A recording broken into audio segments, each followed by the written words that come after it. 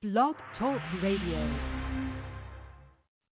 Welcome to Voices for Change 2.0, the mental health podcast that's changing the discussion one voice at a time, featuring guests that will help end the stigma and keep talking mental health. And now, here are your hosts, Rebecca and Joe Lombardo.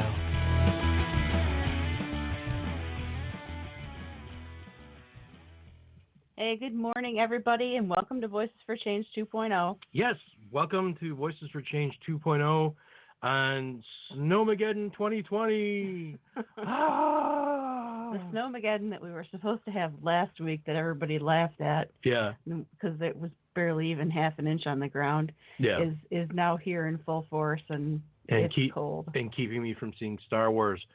Damn you, Mr. Frost! Yeah, it's crap. I really don't want to go anywhere. Stupid snow miser. Maybe tomorrow. Yeah, maybe tomorrow. So, I still miss the Scooby-Doo drums. I don't even know what you're talking about when you say that. I'll have to find a clip of our old one and play it for you because it's just all I hear is Scooby-Doo drums. But I will say I like that the new music rocks out a lot more hardcore. Yeah, and she sounds like she's saying her last name more better, for the way it's supposed to sound than the other guy. Yeah. He was kind of Lombardo, like L-U-M. Yeah. This chick sounds like she's saying it right. Yeah, so. I like how she announces everything really clearly too. So big kudos to the lady that we hired. Yes, thank you. And but yeah, our new music rocks. Yeah. So I like it. I bop my head. That's what I do. It's good times. So football. Football. Talk a little bit about football. Well, wait. Before we go any further, we have to clarify because our guest today is from the UK. Yes. So we're talking about American football. Yes. not as we affectionately call it on this side of the pond. Soccer. Yeah. We're talking about American football. Football. So there's 2 games tomorrow, and then we find out who's going to the Super Bowl, eh? Yeah. Let's go Chiefs. Go Chiefs. And go Packers. Yeah, well, go Packers until they meet the Chiefs. Funny side note with us kind of suddenly rallying behind the Chiefs is we found out over the last month that the UK's own Henry Cavill, that's right, the Man of Steel, the Witcher, is also a Chiefs fan. No kidding. Yes, and love him. Here's his rationale for it. And it actually ties into his role as Superman. He figures, well, Superman is from Smallville, Kansas. Clark Kent would have rooted for the Chiefs. Okay. So he adopted the Chiefs as his American football team, which I think is... whatever works. I think it's awesome. I think it's some of the coolest rationale I've ever heard for being a fan of a team. Yeah. So, we don't have very cool reasons for being fans of the Lions, that's for sure. We live in Detroit. It's a birthright. You can tell I'm thrilled by that. It's abysmal is what it is. Oh, that's okay. We still love you, Lions. Yeah. Just from afar. Yeah. But anyway, so it's Snowmageddon outside. It's keeping me from doing stuff today, and while I relish the thought of being able to just chill out and not have to worry, sorry about that, about doing anything, I was kind of hoping to do stuff today. I was looking forward to it all week. So yeah, it's my fault. I didn't let you go to the movie by yourself on Tuesday. Nope, you didn't. I had the opportunity. I could have. That's all right. We'll figure it out. Yeah. Even if we have to go to see it at the $2 show, we'll see it. All right. So buying it when it hits streaming, it is, eh? Yep. Pretty much. All right. Let's get on with the show there, baby. Alrighty. So our guest today is a very special guest. We're very excited to talk to her. I have been following her on social media for quite some time, and she is an author, she's an advocate, and she's a survivor. And in addition, she's a powerful voice for victims of CSA. So we're really grateful to have her on the show today. So please, everybody, welcome Hayley McGregor. Yay! Hey, hello everyone. Welcome. Thank you so much for having me on your show. Oh, it's our pleasure. It's our pleasure. Thanks for. It wouldn't be getting up early for you. It'd be stopping everything in the middle of the day. It's good afternoon from England. Yeah. Whereabouts in England are you? Manchester, north of England. Oh, cool. Manchester United fan? No, I'm not. I'm actually. No, that's quite a contention in this household. But I'm glad you know. I'm glad that you know some of our. I'll say it correctly for you. Some of our soccer teams. Thanks. Yeah, we are. We're familiar. We don't necessarily watch it, but we. No, it's the same with me and your football. I'm familiar with some, but not all. Yeah, like I'm familiar with Manchester U. I'm familiar with Liverpool. There's another one. Birmingham. Do you know Leeds? Yep. So. Okay. We're kind of UK geeks in a way because we've recently, over the last year and a half or so, have really started following the Queen and the royal family, and watch Victoria. We watch The Crown. We watch all the documentaries related to the royal family. Yep. And we've become sort of little, experts in a way. Anglophiles? Is that a correct word? I mean, not experts in the way that you would be, but the way that the people we know would be. Yeah. What are you thinking about it all then, with Meghan and Harry? I understand both sides of it, but I think that they just got married, they just had that kid, they really. It doesn't surprise me that they want a little bit of a breather. I feel so. Our media in Great Britain can be awful to our royal family sometimes. I feel sorry for them. I think they need a break. Yeah. It's a lot to jump into. She's not from there. Yeah. And he was born into it. So, exactly. He knew what to expect, but she didn't. And no. Kudos to them for wanting to take a breather, really. Yeah. There's just so many good things that they do, on a regular basis with talking about mental health stigma and everything that I just feel like we should cut them some slack. Yeah. The worst thing I heard was when they removed their wax statues from the museum. Yeah. Because of it. I couldn't get over that. I know. I know. It only happened. It happened straight away as well. Yeah. They didn't hold back doing that. So, plus, I'm a huge Iron Maiden fan. So, most of my... Yeah, I love me some Maiden. Like you wouldn't believe. Okay. So, to the point that one of our annual Christmas traditions is Beck will usually buy me a new Iron Maiden shirt for Christmas. Oh, right. You've got a massive collection, have you? I do. Drawers full. I have drawers full of Maiden t-shirts. We've been together 18 years, so. You do the math. So, but yeah, I love them. I love Black Sabbath, with and without Ozzy. Motorhead. That's more of a Motorhead fan than I am. Duran. She's more of a Duran fan than I am, but I do like Duran. Judas Priest. All right, before you run down the game of your. That's good, Joe. Yeah, of course. I'm really. I gotta say this, and then we can move on. I have to say this. I'm really, really upset that Judas Priest did not make it to the Rock and Roll Hall of Fame this year. That's a travesty, and they were robbed. Yeah. I concur. I agree. That's ridiculous. The band's been around for 50 years. If anybody deserves to be in there, it's them and Iron Maiden.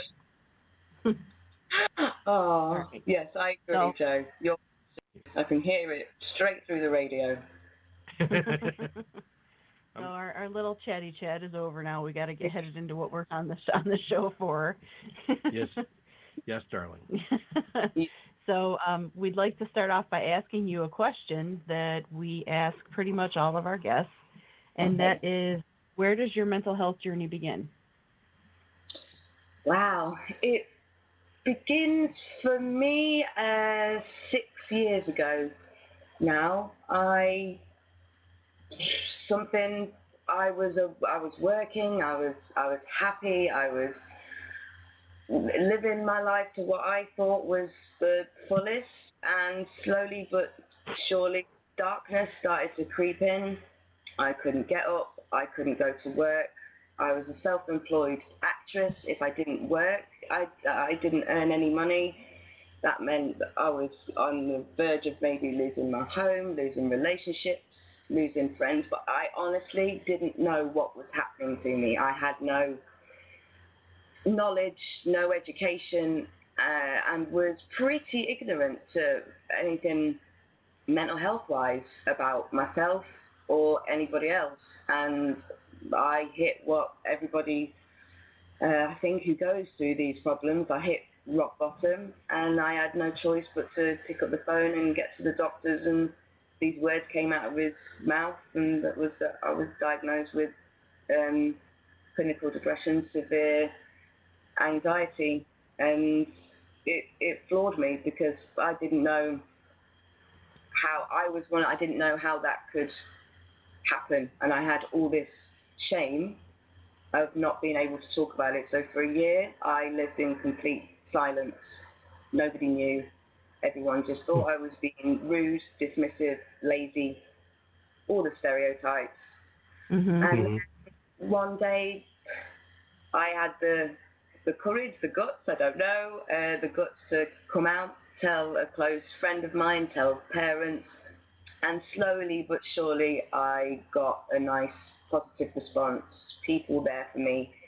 But it's a constant journey for me, even 6 years down the line, even from that moment of hitting rock bottom, I will still have to go back to my basics of mental health and remind myself constantly that this darkness is something that I'm got an illness about. It's not my fault. So even 6 years down the line, no matter where my journey started, it started there, but there's been so many other things that have come through because I, at that point, didn't realise that I'd been sexually abused as a child. So I was diagnosed with depression, anxiety, and then through counselling, everything else came out, which then I was diagnosed with PTSD. So the nightmare. So it's actually, I can say it began 6 years ago. My journey began 6 years ago. My full-on advocacy began probably 5, maybe 4 years ago, once I was able to survive and, not take the drastic action of removing myself from this earth. I decided to keep going, luckily, and keep fighting, and trial and error with medication, with counsellors, and so the journey is still very much ongoing for me. Oh. Yeah. Well, we're happy that you decided to, do something about it and say to yourself, hey, I need to act on this. That's a huge, a big first step. Yeah, first step, courage. It's thanks to other people that have had that courage. It's thanks to being on social media, seeing people in the media that that you do look up to, being open about their mental health struggles. And I was seeing these people doing that, thinking, okay, the less you feel alone, the more that you can feel that you can speak about this, and the more that each day I find that I get less and less shameful about having this, because that's what comes with it a lot. It's the shame you feel within yourself, the shame, everything else that, looking back, well, I used to be able to do this, or I could do this, and it's actually half the battle is having to be nice to your own self, because it's so insidious. It gets inside your veins almost, that it really does do everything. You know, you can have a good day, you can have a good week, and then all of a sudden it wants to creep in and go, no, you're not allowed anything. A guilt can creep in when you good about something, you know? And it's this, and that's why I want to speak about it, because I want to help someone that felt like me 6 years ago, because I do know there's people suffering in silence, and it's podcasts like this, it's Twitter, that's the positive side of these things, and this platform, even though I'm extremely nervous talking about it each time, I know that it's still a step for me, and hopefully it helps somebody else, you know? Yeah, for sure. Exactly. You know, and that's how we change the culture. That's how we change the stigma and change the viewpoint, is if we do talk about it. You know, and it is a very brave, you know, courageous thing to do, being able to say, hey, this is happening to me, you know. And I know the more you see it out there, the more people come forward and chime in on their story, you know. And that's one of the reasons we do the podcast, is to raise the awareness. Yeah, give people a platform to tell their story. Yeah, you know. Exactly. Even if it doesn't need to be, you know, to the world. It doesn't need, it's just to that one person. Share it with somebody. But then it's also about, I want people to look closer. I do that a lot as well. Just when someone says they're fine, don't look at the words. Look at them. Look at their eyes. Are they looking at you? The person that you once, you know, if you're constantly saying, oh, that person's changed, haven't they? That person doesn't come out anymore. That person's not being social anymore. Don't forget them. Because sometimes we can put a lot of pressure on the person with the mental health issue themselves. Reach out, tell people if you're struggling, ring this number, tell this person. Whereas actually when you're in the depths of despair, you don't believe there's anybody out there. But if someone can reach to you, you know, if you've got that one person that thinks, hold on, I haven't heard from Rebecca for ages. Hold on, I haven't heard from Joe for ages. Haven't heard from Hayley for ages. That one text could save a life. So I just want people to not be scared of people with mental health issues. You know, I found that lots of people don't know really, you can feel people don't know what to say to you so much anymore. You can feel that eggshell around you, which is why I think that what people don't realise, even though we've got a mental health issue, that we actually have really decent sense of humour. We have to be able to also take that route with it to help someone maybe not feel so scared to talk about how we're feeling that day. Do we feel like we are carrying the weight of the world on our shoulders? You know, people really don't want to talk about suicide. But if we don't talk about it, then we suffer in silence and we lose people that we adore and we love. And it has that knock-on effect and grief throughout society, you know. And then so I think I want this, to speak about it is wonderful, but for friends and family to look, to see, to hear, and try and not judge when that person, just because you think that person should be okay because they've got money, because they've got a home, because they've got a job. There's also other things you don't know of what can actually cause these things, and just reach out. If they're not reaching out to you, reach out to them. Let's all try that every single day. Someone you haven't spoke to for ages, reach out. If you can't speak, send a text, a tweet, anything, because it really does. Social media, I can honestly say at certain times, the community on there, you know, the hashtag keep talking mental health, it saved me from a very dark place.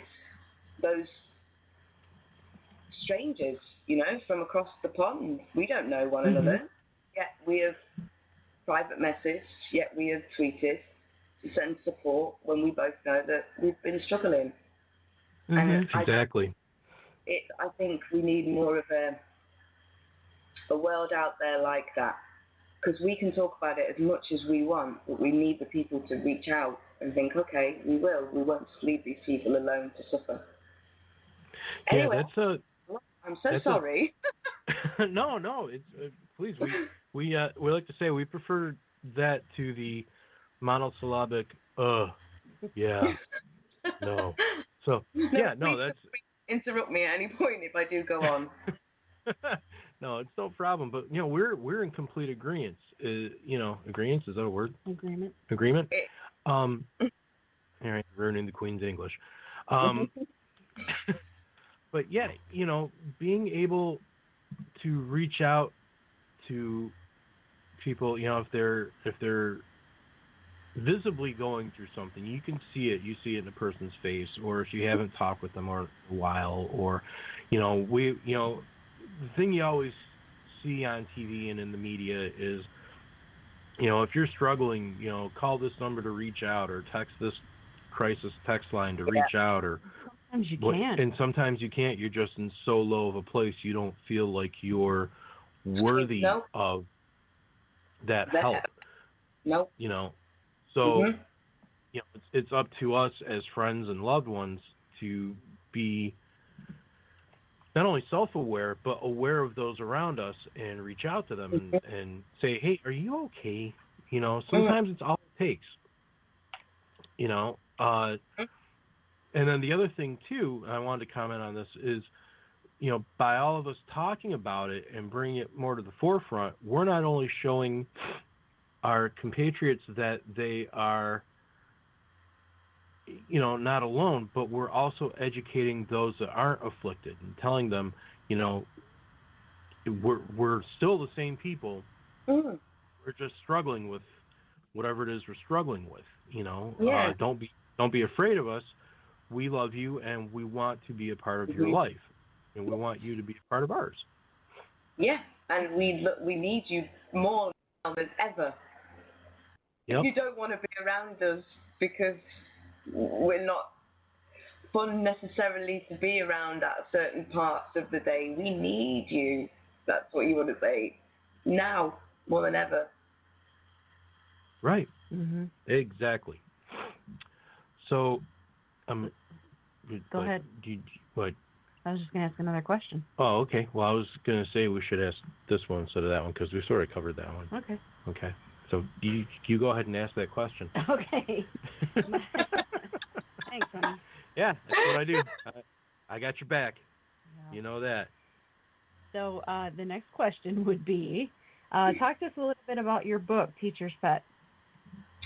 Okay, well, that came about because I went to a counsellor because of my depression, and he was trying to find out things from my past. Was it my parents? Was it something this? And I said, no, nothing really.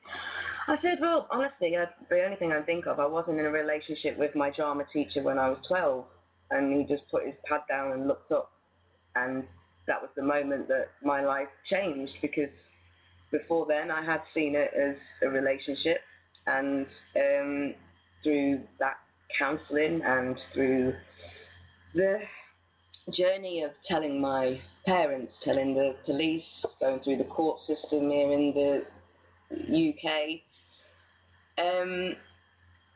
my abuser eventually admitted his guilt and went to jail for a few months over here. I was being spoken about in the national newspapers, but I was an anonymous victim. And I was hurting at reading these media reports about me, and I didn't want to be an anonymous victim anymore. And so I waived my right to anonymity, and I said, we want to speak about this victim because I was being trolled and not very nice things were being said about me. And I said, you want to say them, you say them, and here's my name and here's who I am. And so I did a few interviews over here, and I was lucky enough to be approached by some publishers, and I got involved with a ghostwriter, and we sat down and we for a few months, became embroiled in the world of, no, I had to go back to school and relive the memories, and and then that's how Teacher's Pet came about. And it's basically it's a memoir. It's Hayley McGregor from that 12-year-old girl to the adult, and the journey that I've gone through in self-discovery of at 12 to 15 years old, feeling on top of the world because my teacher, took me under his wing and loved me and wanted to marry me and was going to leave his wife for me. And then the journey through failed relationships, untrustworthy relationships, mental health issues, and then finding that the education that I've been groomed, and therefore with me educating myself about that, I've been able to, once I got my head around it, because after that, unfortunately, 20 years of my life felt like a lie. So I've had to really retrain my brain over the past 20 years. Pandora's box was opened, and I've had to slowly but surely piece them all back and put them in the right places. And this book was part and parcel of that process. It really is. It's sort of a personal. It's more of it's partly like a diary, if you will, of each year of my life, of the journey and what happened. And from people that have read the book, they've said that it's not an easy read, but I think we don't talk very often in child sex abuse or sexual exploitation cases about teachers or football coaches or people that are put into trustworthy. We talk a lot about it being strangers. We talk a lot about it being certain types of gangs or certain types of people. And this, I think I have spent my adult life with feeling that my relationship with my teacher was normal, because the people that you talk about it with, I don't know about yourselves, but a lot of people I've asked over the years know somebody, a friend of a friend, or somebody who's been involved with a teacher, or they've thought that, they might be involved, or they've thought that teacher's a little bit inappropriate, or they thought that behaviour isn't very good. And actually, it's still quite a taboo subject, even when it comes to the CSA movement, is talking about teacher-pupil relationships and how they seem to be accepted, even though that teacher is no matter how young or cool that teacher may be, they are still in a position of trust. Yeah. And this book also, I've really wanted to, if any young girls were reading it, to completely outline the very, very, what I now see as my abuser's obvious grooming techniques. Back then, I was not educated and I did not know enough.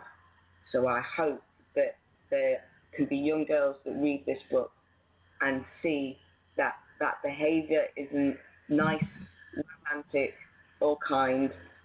It's wrong and manipulative, and it's going to, possibly damage you for a significant part of your adult life.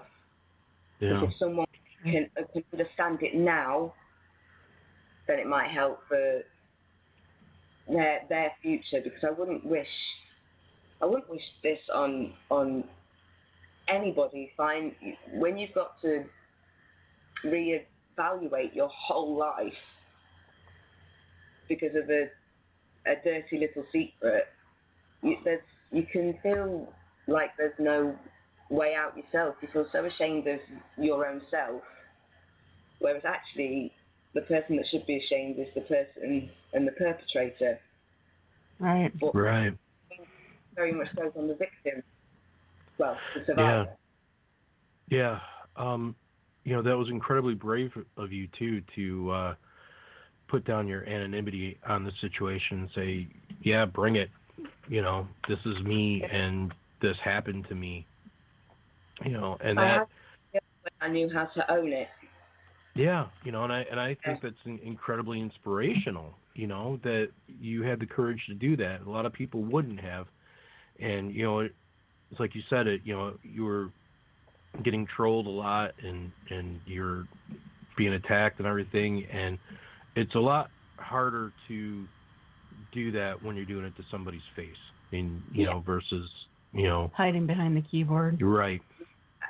So, just incredibly brave of you to do, and kudos to you, as y'all say over there. Well done, you. Well, thank you. We're gonna take a quick break. We want to keep talking about this, but we're gonna take a quick break, and listen to some smooth jazz. No, I'm kidding. We're gonna listen to "Into the Unknown" by Preston Wiggins, and we'll be right back. We will be right back. Okay.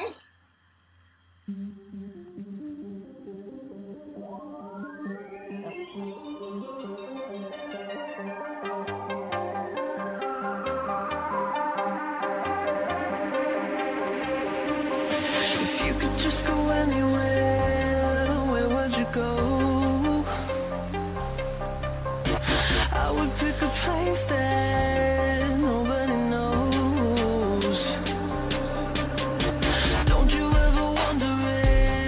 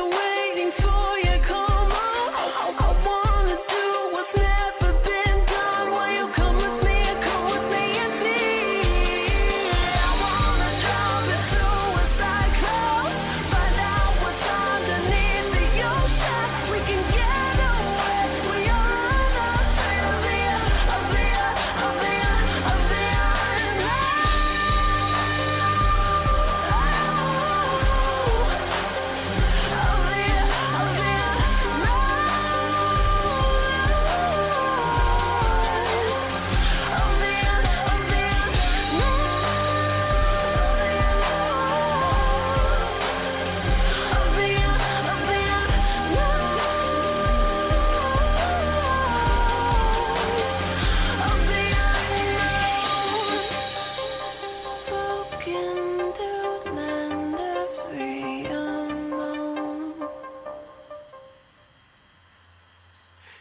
welcome back to Voices for Change 2.0. I'm Joe. She's Rebecca. She's so stinking cute. Look at her. Just look at her. She's a cutie.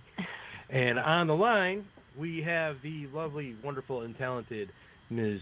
Hayley McGregor from over across the pond. Yep. Oh, what a lovely introduction. Thank you. That's me. That's me at my radio-it. I know, you've made me blush. I do that. You should see me with some of my male friends. Oh, anyway. I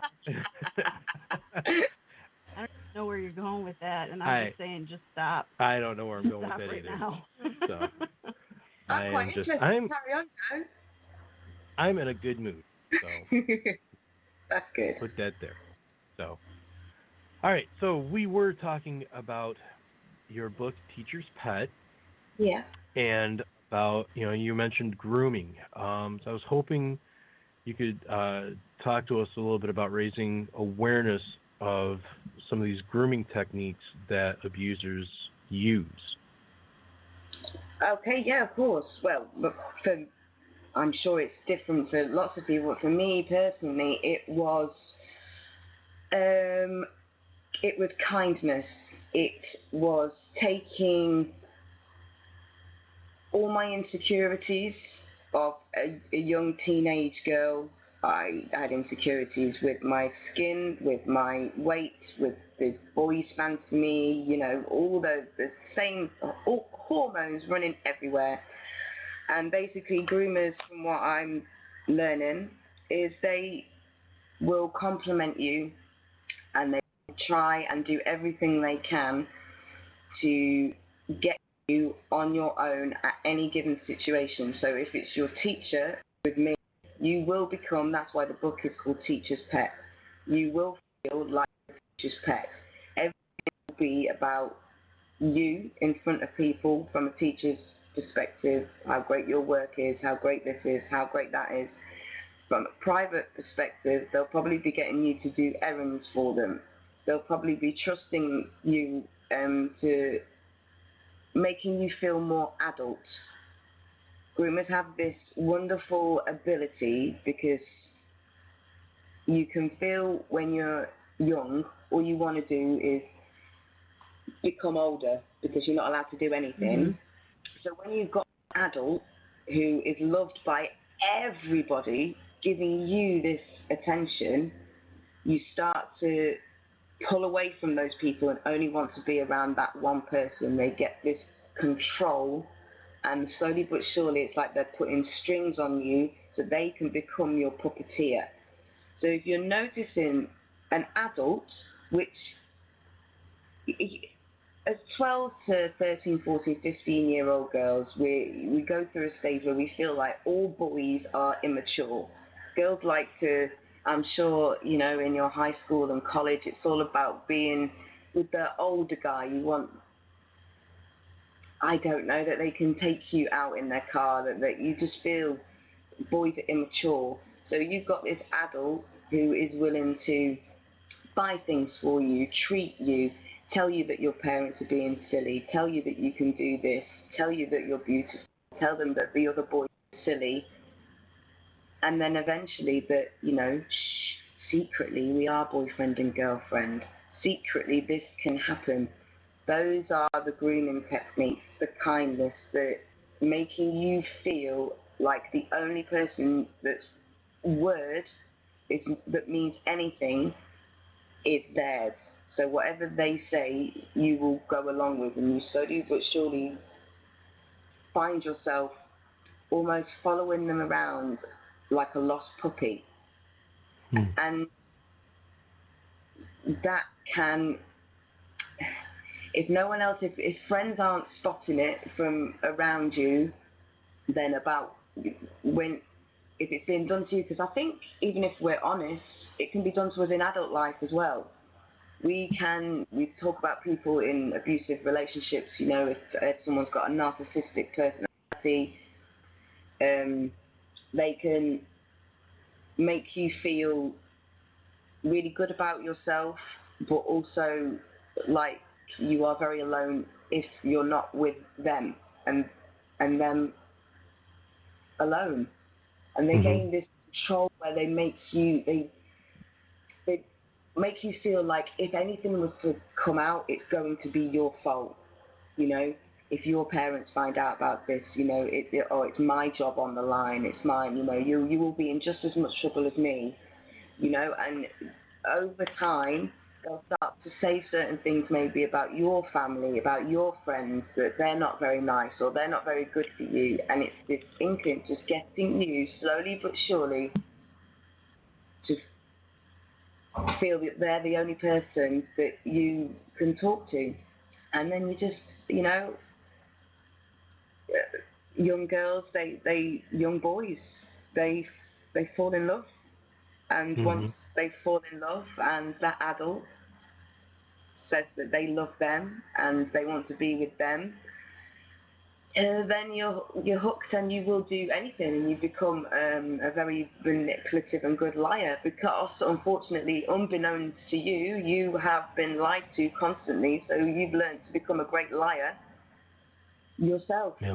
And I think it's, unfortunately, grooming is not black and white. It's not just about giving a child alcohol and giving them drugs and getting them drunk and then doing things with them like that. It can be a slow manipulation that can take. My groomer worked for a year before the first kiss.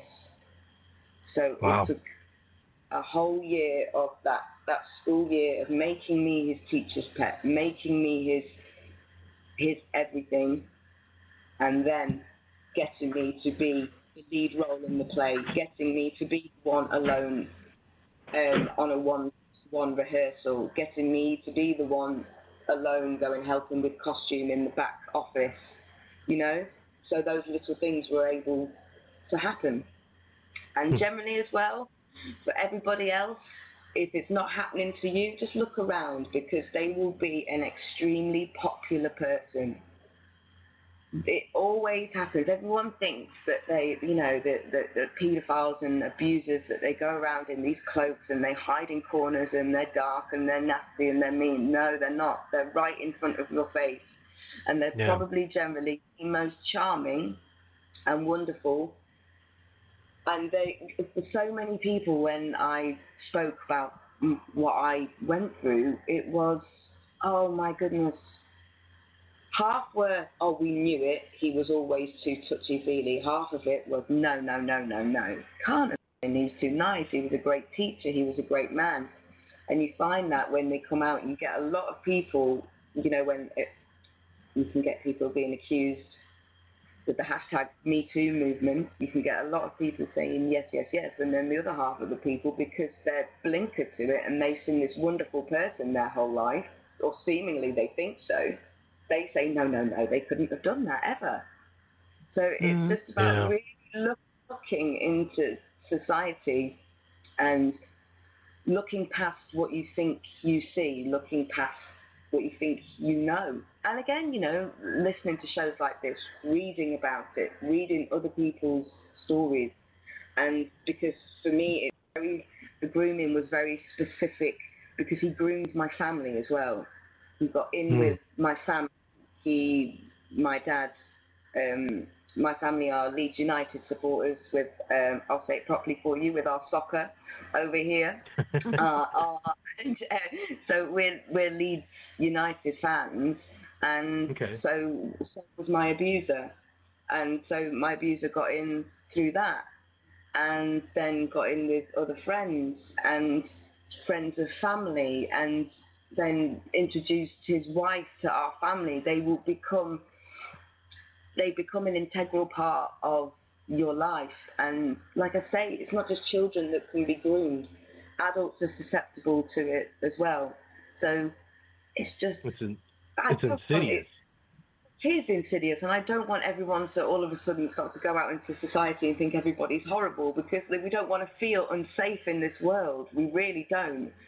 But I just want people to just look a little bit closer. Just because you think somebody is in a trustworthy position, just because you think somebody is doing right by your child, your daughter, your son, your mum, your parent, your grandparent, help.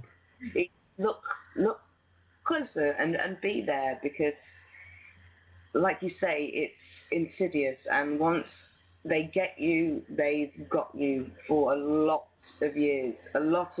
My abuser controlled my every thought, even though he was living miles away by that point, and I was traveling Europe with my job, and I was working on cruise ships. I was seemingly happy, but actually he was controlling my mind through how I thought I should act. And also, when an adult has been extremely inappropriate with a child, that child can think that behaviour stands with all adults, and it doesn't. So you get yourself into dangerous situations as you get older, because you've been used for that person's sexual gratification at too young an age. Yeah. Yeah. So they will control your future relationships. I didn't realise why I didn't trust men. I didn't realise why I was getting involved with very similar men to the person that abused me, because it was all I knew. It was all I thought I knew. It was all I thought I was worth. And I would put up with things that now I wouldn't even get past the first date, Yeah. So again, I've had to really, and I'm very lucky that I had a partner during all of this. He was my best friend who turned into the love of my life, So now I've been with that partner for 6 years, and I've learned that how a different relationship can work, but it's been blooming hard work. And if I can save anyone from having to go through that and thinking, an innocent crush on your teacher should not turn into anything. Everyone should be able to have an innocent crush on their teacher without that teacher or any adult taking advantage of them. Yeah, definitely. Yeah, that kind of smacks of, as we were talking about British bands earlier, it smacks of Don't Stand So Close to Me from the Police. So. Oh my goodness, I cannot believe you just mentioned that song, Joe. That was the song that my abuser used towards me. Really? He Wow. introduced me. My parents liked Sting, but he introduced me to the Police through that song. And he gave me that song on tape so I could listen to it. And the more, if you listen to that song, you can hear the teacher blaming the student. Yeah. They're telling the student, don't stand so close to me. Don't do this. Don't do that. So actually, subliminally, that song, even though I do love it, I could sit, you know what I mean? It's a wonderful song. I love the Police, and I love Sting's voice. But I loved that song for years, and now it's taken on that again. Like, he used to wear the aftershave Eternity. I can't smell that without feeling sick now, whereas it used to be one of my favourite smells. So, hearing that's so weird that you just mentioned that exact song, because again, that is mentioned in my book. Don't Stand So Close to Me, because it very much. It resonated with me and made me believe that, it was my fault. It was normal. Do you know what I mean? A band was singing about it. Yeah. Of course it's normal. Yeah, and it's not. It's, they were really good at writing stuff that, was creepy.